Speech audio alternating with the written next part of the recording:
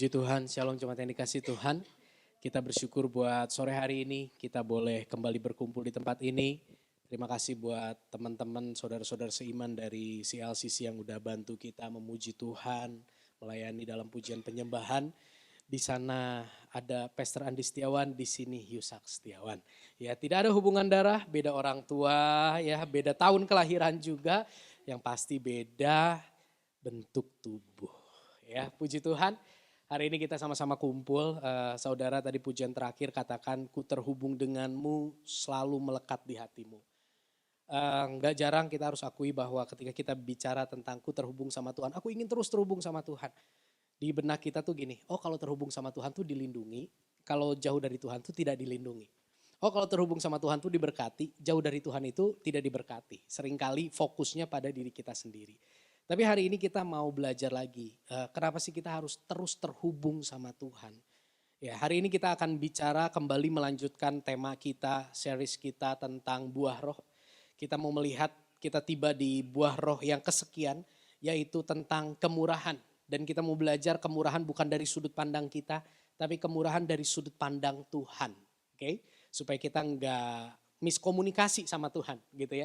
Jangan sampai kita rasa kita adalah orang yang murah hati, tapi ternyata di mata Tuhan kita adalah orang yang picik, licik, dan egois. Oke, saya akan mulai dengan ini. Kenapa bulan-bulan ini kita terus bahas buah roh dan selalu ditutup dengan judul dalam lensa Injil. Dan hari ini kita mau belajar kemurahan dalam lensa Injil. Karena gini Bapak Ibu, ketika kita melihat kemurahan di luar lensa Injil, maka kita akan menjalani kemurahan hati itu sesuai dengan versinya kita.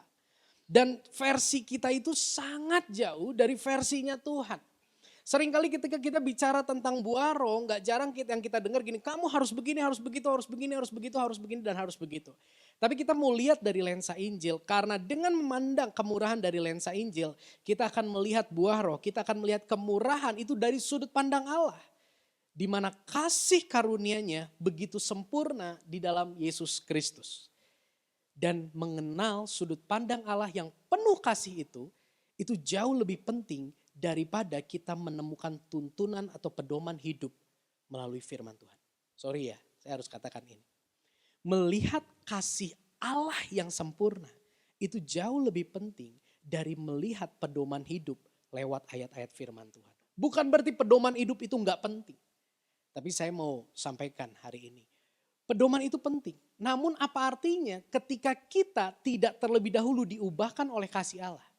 Maka pedoman itu akan menjadi sebuah tuntutan yang begitu membelenggu kehidupan kita. Dan kita mau belajar melihat kemurahan Allah dari sudut pandang kasih karunia Allah yang begitu sempurna dalam pribadi Yesus Kristus. Saya ulang-ulang terus ayat ini, mungkin nanti di akhir bulan bisa dinyanyikan tentang kasih sukacita, damai sejahtera ya, biar apal buah roh. Dan di dalam buah roh ini ada satu bagian yaitu tentang kemurahan. Bicara tentang kemurahan Bapak Ibu, saya teringat dengan sebuah ayat yang ada di dalam Lukas 6 ayat 36. Kita baca sama-sama ayat ini. 1, 2, 3. Hendaklah kamu murah hati, sama seperti Bapakmu adalah murah hati. Di sini ayat yang sangat simpel tapi tersirat pesan yang sangat dalam. Dikatakan hendaklah kamu murah hati sama seperti Bapakmu adalah murah hati. Menunjukkan bahwa Tuhan itu punya versi kemurahan hati. Dan itu yang kita mau pelajari sore ini di poin yang pertama. Versi Tuhan, kemurahan hati di pandangan Tuhan itu seperti apa? Dan kita mau lihat bagaimana kehidupan kita hari-hari ini. Yang pertama kita mau lihat tentang kemurahan hati dalam pandangan Allah atau versinya Allah. Di perikop ini juga ada ditulis di Lukas 6, tadi ayat yang ke-36. Tapi di dalam Lukas 6 ayat 27 sampai 28, perikop ini mengatakan demikian. Tetapi kepada kamu yang mendengarkan aku, kata Yesus. Aku berkata, kasihilah musuhmu. Berbuatlah baik kepada orang yang membenci kamu. Mintalah berkat bagi orang yang mengutuk kamu. Berdoalah bagi orang yang mencaci kamu. Saudara, waktu SD itu ada di pelajaran Indonesia itu SPOK. Subjek, predikat, dan objek. Dan keterangan. Ya. Nah, subjek itu adalah pelaku, predikat itu apa yang dilakukan, objek itu adalah yang terdampak dari predikat, dan keterangan itu waktu dan sebagainya. Kalau diperhatikan yang saya kasih warna kuning ini, itu berbicara tentang predikat. Bicara tentang kasihilah, berbuatlah baik, mintalah berkat, berdoalah. Lewat bagian ini kita bisa melihat bahwa ternyata kemurahan hati versinya Allah itu bukan sekedar memberi secara jasmani. Bukan sekedar kita memberi apa yang kita punya kepada orang-orang yang ada di sekitar kita. Tapi kemurahan hati versinya Tuhan ini berbicara tentang gini, mengasihi, tentang berbuat baik perbuatan, meminta berkat. Namanya meminta berkat berarti berkat itu bukan dari kita. Kita tahu berkat itu datangnya dari Tuhan. Dan sebagai bentuk kemurahan hati kita kepada lingkungan kita yang Tuhan mau, kita berdoa minta Tuhan untuk memberkati orang itu. Dan berdoalah untuk kebaikan orang itu.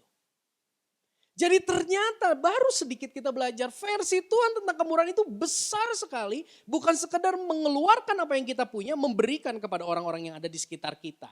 Dan di dalam Lukas 6 ayat 31 di sini dikatakan kualitas pemberian kita, kualitas kasih kita, kualitas doa kita untuk orang-orang itu seperti apa? Di 31 dikatakan, dan sebagaimana kamu kehendaki supaya orang perbuat kepada kamu, perbuatlah juga demikian kepada mereka. Jadi memintalah berkat kata Tuhan, mintalah berkat. Tentunya kita semua ingin diberkati. Dan mungkin kita berdoa meminta sesuatu kepada Tuhan. Kita tentunya berharap supaya apa yang kita minta itu Tuhan kasih. Untuk mendoakan orang-orang yang nanti kita akan pelajari siapa saja orangnya. Tuhan mau kita mendoakan mereka seperti kita meminta kepada Tuhan apa yang kita minta. Yang pertama kita belajar. Kemurahan hati versi Allah adalah dimulai dari hati yang menginginkan. Dilanjutkan dengan hati yang memikirkan sesuatu yang baik untuk orang-orang yang ada di sekitar kita. Jadi kemurahan hati sekali lagi bukan bicara tentang memberi saja apa yang kita punya. Karena kalau bicara tentang memberi apa yang kita punya kita akan terlalu banyak alasan. Aku gak punya ini, aku gak punya itu jadi aku gak bisa memberi. Tapi kemurahan hati di mata Tuhan berbicara tentang gini. Bagaimana kita melihat kondisi lingkungan, kita punya kepedulian di situ. Kita menginginkan, kita memikirkan, bahkan kita minta supaya sesuatu yang baik terjadi di tengah lingkungan kita. Itulah kemurahan hati yang itulah kemurahan hati versi Allah dan itu yang Tuhan inginkan ada dalam hidup kita. Memikirkan, menginginkan sesuatu yang baik untuk sekitar kita. Untuk objek dari kemurahan hati kita. Yang kedua kita mau belajar tentang kemurahan hati. Ayat yang sama tapi saya kasih warna kuning di tempat yang berbeda. Tetapi kepadamu yang mendengarkan aku berkata, kasihilah musuhmu. Berbuatlah baik kepada orang yang membenci kamu. Mintalah berkat bagi orang yang mengutuk kamu. Berdoalah bagi orang yang mencaci kamu. Bedanya dengan poin yang pertama, kalau poin yang pertama yang kita pelajari adalah predikatnya, apa yang harus kita lakukan, bentuk-bentuk dari kemurahan hati Allah. Tapi di yang kedua ini kita bicara tentang siapa objeknya. Kita melakukan itu semua kepada siapa? Ternyata di situ Tuhan gak katakan ini, kasihilah temanmu. Berbuatlah baik kepada orang yang sudah baik kepada kamu. Mintalah berkat buat orang yang sudah memberkati kamu. Dan berdoalah bagi orang-orang yang terus memuji dan menyanjung kamu. Yesus gak bilang gitu. Yang Yesus bilang di sini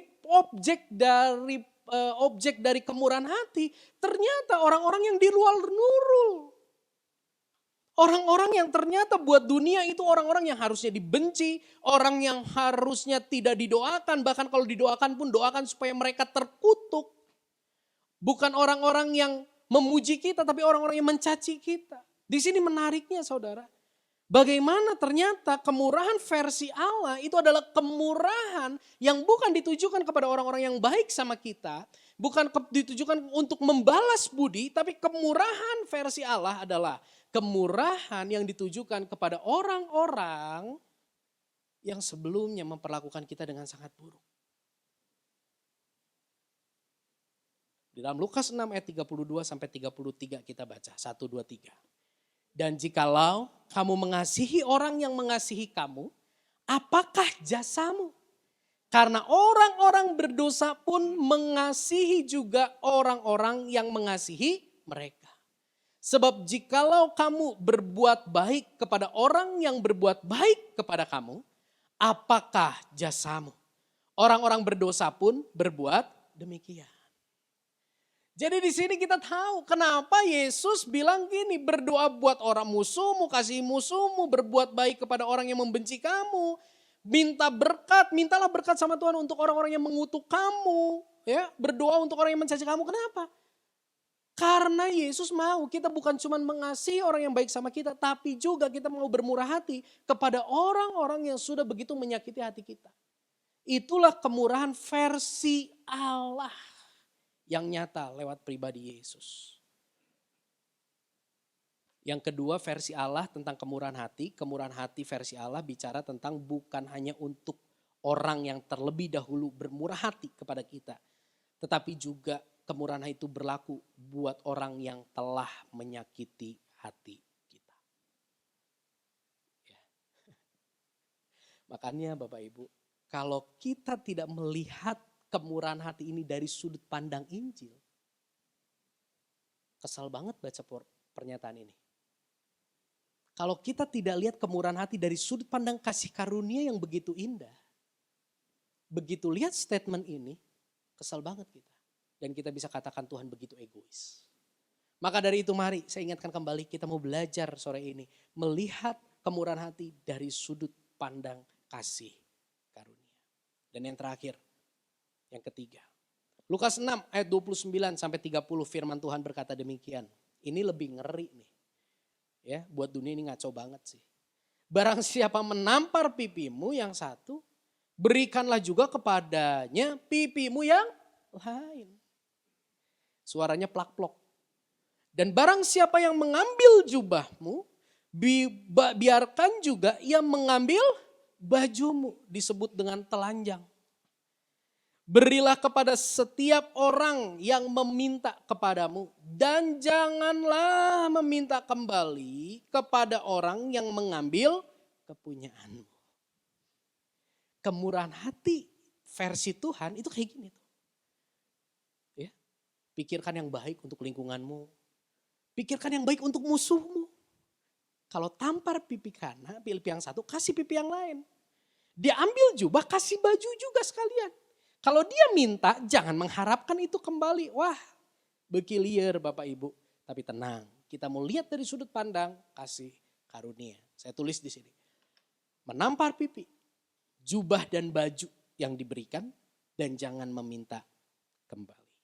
Secara singkat Bapak Ibu, kenapa Tuhan katakan, kalau orang ada tampar pipi kamu, yang satu kasih pipi yang lain. Itu tidak dijelaskan secara, tidak dimaksud untuk mengajarkan kita secara harafiah ketika kita ditampar terus kita berekeun hiji deui pipina gitu. Enggak. Ya. Siapa yang mau jadi contoh boleh maju ke depan. Coba. Ini yang dimaksud. Ini yang dimaksud. Ayo. Ayo. Ayo, siapa yang mau jadi contoh, Hah? Soalnya kalau saya minta ibu gembala nanti jadi kepahitan kan, ya di depan banyak orang ditampar gitu ya. Jadi mari kita angkat tangan kita sebelah kanan, oke? Bayangkan di hadapan kita ada kalau pasangan nanti terlalu keras ya. Bayangkan di hadapan kita ada seseorang, terus kita tampar, plak sekali, oke? Yang Tuhan maksud gini, plak sekali.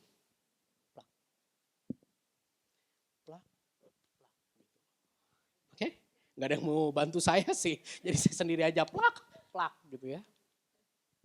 Itu yang dimaksud tampar satu pipi, kasih pipi yang lain. Saya mau tanya, kapan seseorang menampar orang lain dengan kondisi plak? Kalau apa? Benar Pak, kesel banget. Kalau orang kesel banget memperlakukan kamu sampai plak.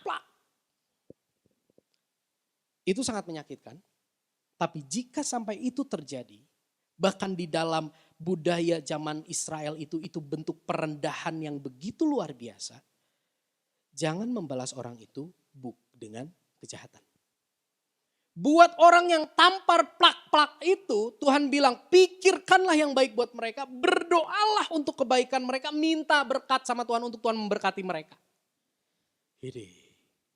Atau ada juga pengertian gini, ketika seseorang memancing kita untuk ribut dengan cara yang demikian. Ketika seseorang memperlakukan kita dengan demikian dengan motivasi supaya kita tersulut emosi dan masalah makin besar, keributan makin besar. Terpancing emosi untuk meladeni itu bukanlah pilihan bagi kita. Pilihan bagi kita ketika kita diperlakukan demikian sekali lagi. Berdoalah, mintalah berkat, berbuatlah baik buat mereka. Kasihilah mereka. Itu yang dimaksud dengan menampar pipi. Jubah dan baju. Orang minta jubahmu, kasih bajumu. Ini jubah ini bicara tentang kekuasaan. Ya, maksudnya gini loh. Jangan mempertahankan kekuasaan jika ada yang mengingini kekuasaan itu dengan amat sangat. Karena di dalam Tuhan keberhargaan kita bukan terletak pada kekuasaan di dunia. Kalau ada orang yang memaksa kamu untuk kamu melepas kekuasaan kamu, kedudukan kamu. Dan kamu tahu udah orang itu sudah melakukan segala macam cara, menghalalkan segala macam cara untuk merebut itu dari kamu. Gaslah. Bikin. Dia mau kekuasaanmu, kasih semua-semuanya. Silahkan. Monggo dilanjutkan. Tentunya dunia tidak mengajarkan itu ya. Kekuasaanmu tuh kamu peroleh dengan usahamu. Kekuasaanmu tuh kamu peroleh dengan jeripayamu yang luar biasa. Pertahankan itu mati-matian. Kalau kamu melepas itu semua, kamu tidak ada harga dirinya lagi. Kamu akan direndahkan, kamu akan diinjak-injak. Yesus bilang apa? Orang minta itu kasih semuanya. Dan buat orang itu, Tuhan mau kita mengasihi, berbuat baik, memikirkan apa yang baik buat orang itu dan mendoakan orang itu. Itulah kemurahan hati. Dan yang terakhir dari tadi terakhir mulu, nggak beres-beres. Yang terakhir di sini, jangan meminta kembali. Kalau ada seorang yang meminta kepada kamu, kasih. Dan jangan meminta kembali apa yang diambil oleh kepunyaanmu.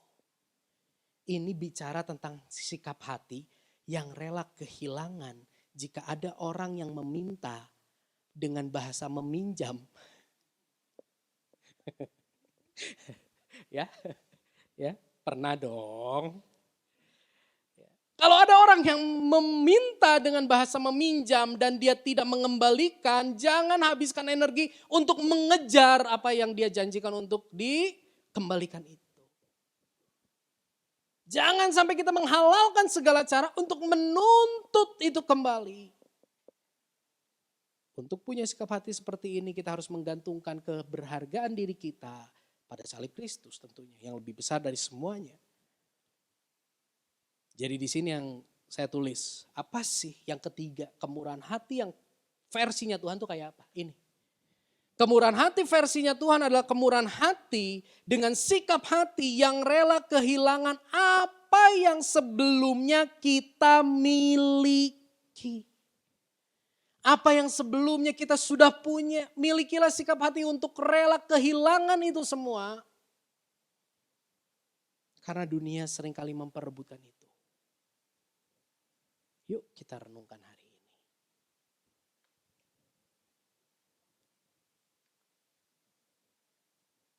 Apa yang hari ini kita begitu jaga dan pertahankan di dalam hidup kita.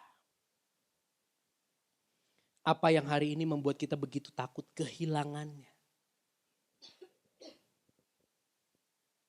Apakah kita takut kehilangan pekerjaan kita? Coba tarik lebih dalam. Kenapa kita takut kehilangan pekerjaan kita? Oh, kalau nggak ada pekerjaan ini, aku akan direndahkan. Berarti yang kita takut adalah kita takut direndahkan, kita takut tidak diterima. Inilah yang saya maksud dengan berhala. Apa yang kita takut kehilangan? Kenyamanan kita kah? Rasa aman kita kah? Kendali kita atas situasi kah yang kita takut kehilangan? Atau penerimaan yang kita begitu takut jika itu hilang? Sehingga kita menjaganya mati-matian. Sehingga ketika ada orang yang meminta jubah, kita langsung pasang badan. Yang kita kasih bukan jubah, yang kita kasih bau gementah. Untuk mempertahankan itu. Saya berdoa kita menemukan hal itu hari ini. Bagaimana saudara? Kemurahan hati versi Tuhan. Bukan hanya bicara memberi, tapi memikirkan apa yang baik untuk orang yang telah menyakiti kita, untuk orang yang telah mengecewakan kita. Kemurahan hati versi Tuhan adalah siap hilang, siap mengalami kehilangan apa yang sebelumnya kita berharga. Bagaimana hidup kita? Sudah mencapai standar kemurahan hati yang Allah inginkan? Puji Tuhan. Mari kita akui, hati kita tuh begitu picik. Hati kita itu begitu jauh dari standar murah hati yang Allah tetapkan. Ketika kita melihat, oh ternyata kemurahan hati kayak begitu. Ketika saya renungkan hal ini, persiapan ini. Saya melihat ternyata kemurahan hati jauh lebih dalam dari apa yang saya pikirkan sebelumnya. Dan ternyata saya tidak cukup murah hati. Orang bilang, aduh si Yusak mah bager, aduh si Yusak mah murah hati, aduh Yusak mah murah senyum. Aduh Yusak mah, aduh jika na bager, deket jeung si Yusak mah moal lapar. Nasi goreng we jeung nasi goreng yakinya. Wah deket jeung si Yusak mah aman, aduh murah hati. Ternyata waktu saya renungkan ini, oh my God, saya cuma murah hati sama orang-orang yang tertentu. Dan di situ saya melihat begitu picik dan jauhnya saya dari standar murah hati versinya Allah. Kita masuk poin yang kedua. Tadi kita lihat versinya Allah kemurahan hati seperti apa. Di poin kedua, ternyata saudara, kemurahan hati versi Allah itu bukan ditujukan kepada orang-orang lain. Kemurahan hati versi Allah itu bukan sesuatu yang mengawang-awang, tapi sadarilah kemurahan hati Bapa versi yang tadi 3 itu, itulah kemurahan hati yang diberikan kepada kita. Jadi versi kemurahan hati yang mengasihi, mendoakan, memikirkan yang baik untuk musuh. Itulah yang kita terima dari Bapa. Saya ulangi, kemurahan hati Bapa itu berlaku bagi kita. Yang 3 tadi itu bukan sekedar tuntutan untuk kita melakukan hal itu. Tapi sadari yang kedua ini. 3 hal itu sesungguhnya itu dinyatakan oleh Allah bagi kehidupan kita. Ayat yang ini yang tadi kita baca sama-sama ya. Di situ dikatakan hendaklah kamu murah hati. Sama seperti Bapamu adalah murah hati. Ayat ini bukan merupakan tuntutan bagi kita untuk kita bermurah hati. Tapi ini merupakan tuntunan untuk kita menyadari bahwa Bapa telah terlebih dahulu bermurah hati terhadap kita. Amin. 3 tadi yang di atas itu merupakan perlakuan Bapa buat kita. Yang sering kali tidak kita sadari.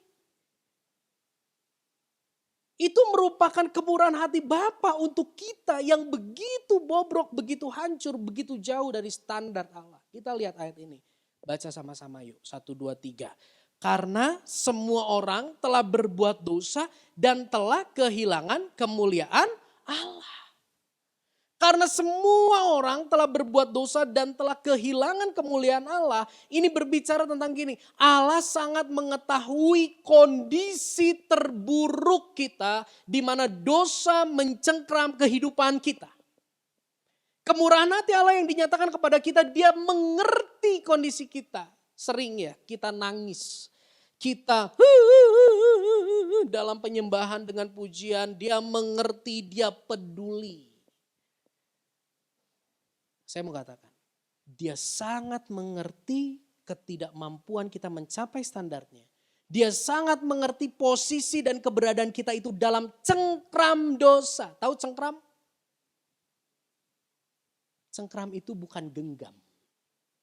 Cengkram itu dipegang dengan sangat kuat oleh yang namanya dosa sehingga kita tidak punya kekuatan untuk keluar dari situ. Karena semua orang telah berbuat dosa dan telah kehilangan kemuliaan Allah. Di sini menunjukkan bahwa Allah sangat mengetahui kondisi terburuk kita, di mana kita tercengkram di dalam dosa. Dia tidak hanya mengerti, dia tidak hanya melihat kondisi kita, tapi dia juga peduli buat kita. Roma 3 ayat 25 kita baca 1, 2, 3. Kristus Yesus telah ditentukan Allah menjadi jalan pendamaian karena iman dalam darahnya. Di sini ditulis gini, ketika Tuhan melihat kita, dia tahu kita ada dalam cengkram dosa, Allah memikirkan, Allah mengusahakan, Allah bertindak aktif untuk mendatangkan yang terbaik bagi kehidupan kita. Roma 8 ayat 28, ya. Sebab kita tahu sekarang bahwa Allah turut bekerja dalam segala sesuatu untuk mendatangkan kebaikan bagi kita yang mengasihi Dia. Amin. Dia tahu kondisi kita, dia memikirkan dan dia bertindak aktif untuk mendatangkan kebaikan bagi kita. Dan tindakan aktif terbesar Allah bagi kita adalah ketika Kristus Yesus ditetapkan Allah untuk mendamaikan kita yang berdosa dengan Allah yang kudus. Ini yang seringkali kita enggak gubris. Ini yang seringkali lupa ketika kita di tengah pergumulan, di tengah tekanan yang begitu hebat. Kita lupa bahwa Allah sudah memberikan yang jauh lebih baik dibanding apa yang ada pada kita hari ini. Dibanding permintaan-permintaan kita, yaitu apa? Kristus yang menjadi jalan pendamaian lewat pengorbanannya di atas kayu salib. Ya. Saudara, Yesus pernah bilang gini, kalau seseorang mati untuk sahabatnya itu gampang. Tapi kalau seseorang mati untuk orang yang begitu menyakiti hatinya, itulah anugerah.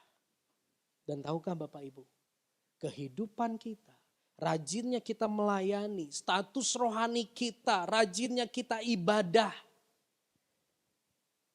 itu bukan jadi sesuatu yang membuat Allah lebih mengasihi kita dari yang lainnya. Dia mengasihi kita bukan karena perbuatan kita baik dan menyenangkan dia. Dia mengasihi kita sejak sebelum kita mengasihi dia.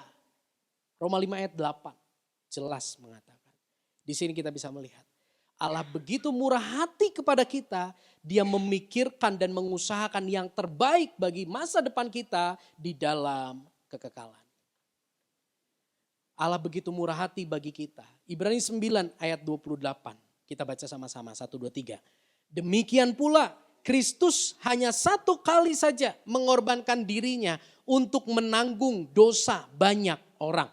Sesudah itu ia akan menyatakan dirinya sekali lagi tanpa menanggung dosa untuk menganugerahkan keselamatan kepada mereka yang menantikan dia. Wow!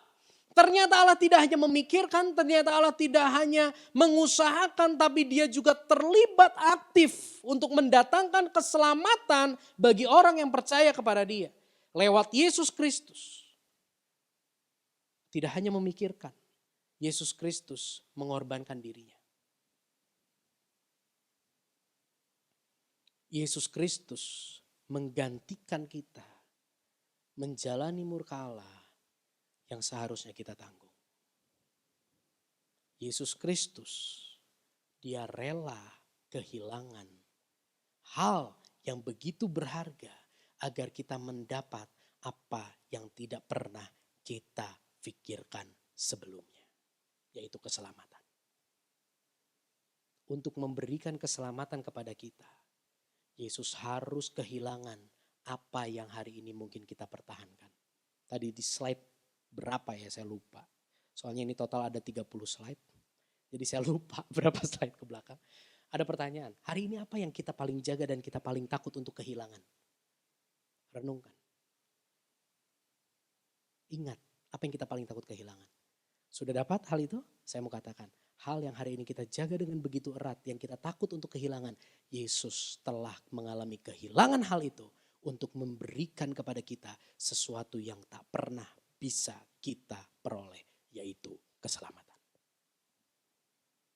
Kemurahan hatinya tidak hanya memberi uang.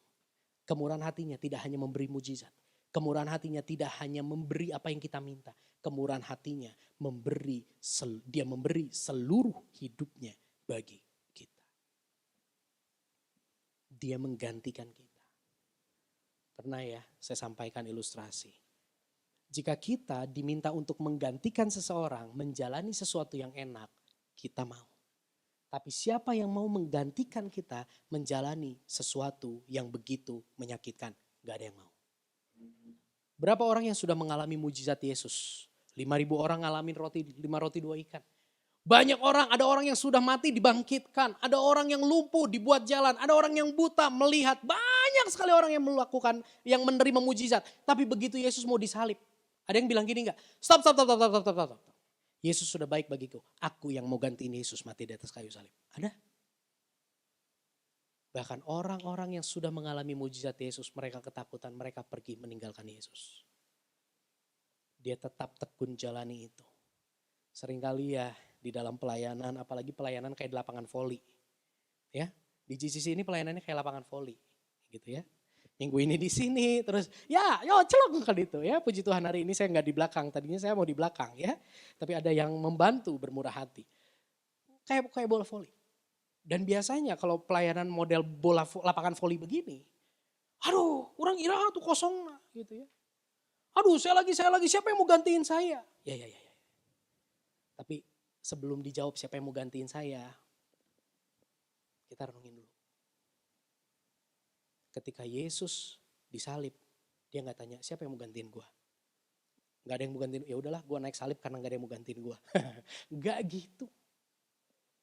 Dia tidak mencari siapa yang bisa menggantikan dia karena dia begitu murah hati bagi Anda dan saya yang hidup di dalam dosa. Kasih tepuk tangan buat Tuhan Yesus. Saya undang Kak Kris untuk mengiringi.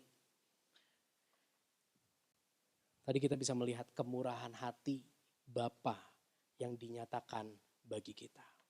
Poin yang terakhir. Dia tidak hanya memberikan kemurahan hati itu buat kita.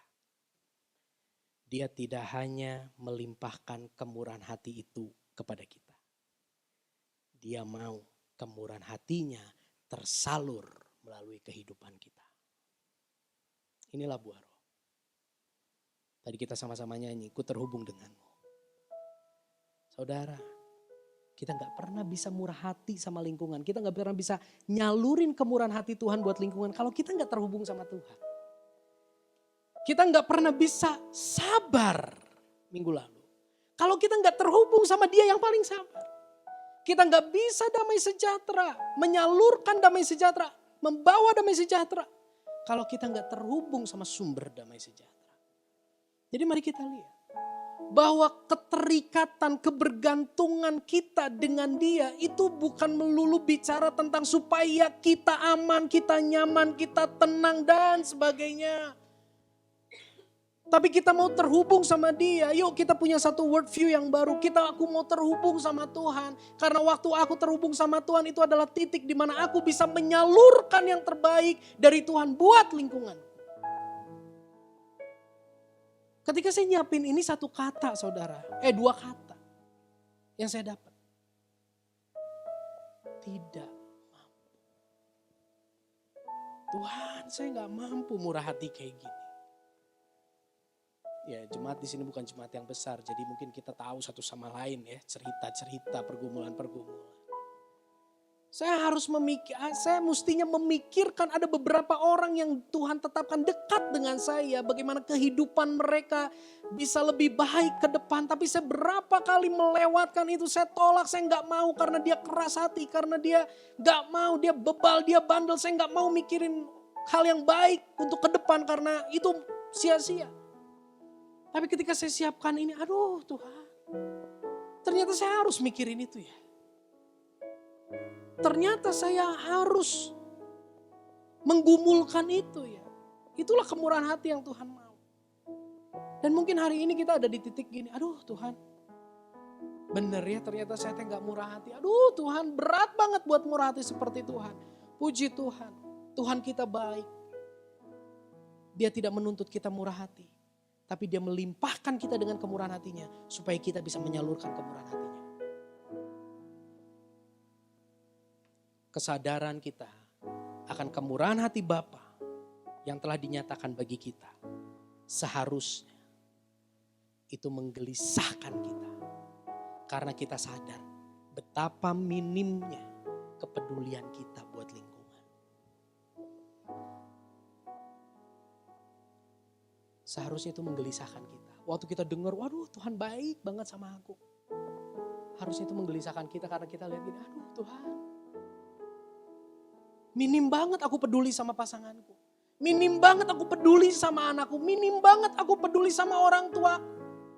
Minim banget aku peduli sama kakak dan adikku. Minim banget aku peduli sama lingkungan tetanggaku. Aduh Tuhan. Ada sebuah kegelisahan positif. Karena kita sadar betapa minimnya kita dan aduh betapa besarnya Tuhan.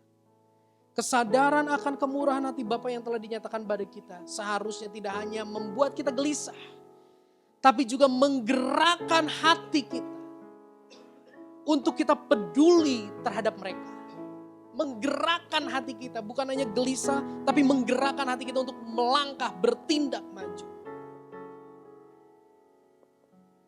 Kesadaran kita akan kemurahan Bapa yang dinyatakan bagi kita seharusnya bukan hanya menggelisahkan, menggerakkan, tapi seharusnya memampukan, katakan memampukan.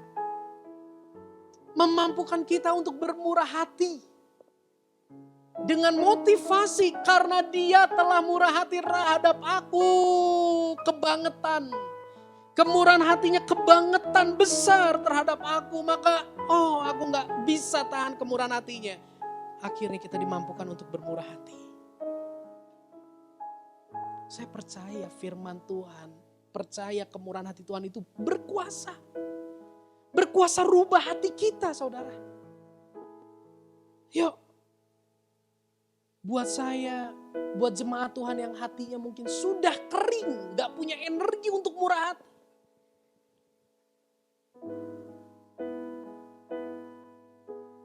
Dengan menyadari kemurahan hati yang sudah kita terima dalam Yesus Kristus. Saya percaya ketika kita semakin tenggelam, kita akan semakin dimampukan untuk bermurah hati dengan motivasi yang benar. Kesadaran kita akan kemurahan Bapa itu seharusnya mendorong kita. Bukan hanya memampukan, tapi mendorong kita. Bukan hanya bermurah hati saja, tapi mendedikasikan, menyerahkan hidup kita bagi kehendak Bapa. Pujian lama yang katakan, ku beri yang terbaik bagimu, ku relakan segalanya. Ingat pujian itu? Tapi saya mau ingatkan satu hal. Sebelum kita nyanyi pujian itu atau ketika kita nyanyi pujian itu, ingat yuk. Sebelum kita menyerahkan ku beri yang terbaik kepadamu, kita ingat Yesus telah memberi yang terbaik kepada kita. Sebelum kita kasih yang terbaik buat Tuhan, Dia dulu yang kasih yang terbaik buat kita. Dan waktu kita sadar ini, maka yang terbaik yang kuberikan padamu bukan persiapan pelayanan hari Minggu saja. Bukan hanya ketika orang acung jempol aja buat pelayanan kita. Bukan sekadar ketika kita berdiri di hadapan banyak orang. Di tengah panggung yang begitu mewah kita mempersiapkan yang terbaik. Tapi ketika kita menghadapi gesekan, ketika kita menghadapi pergumulan, ketika kita menangis di kaki Tuhan. Kita meresponinya dengan sikap hati yang terbaik.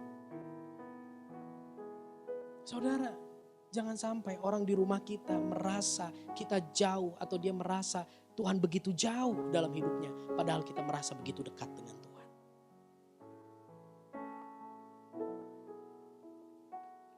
Kiranya kemurahan hati Bapa atas hidup kita itu mengubah hati kita. Itu memampukan kita untuk bermurah hati kepada lingkungan. Sehingga Bapa dipermuliakan melalui kehidupan kita.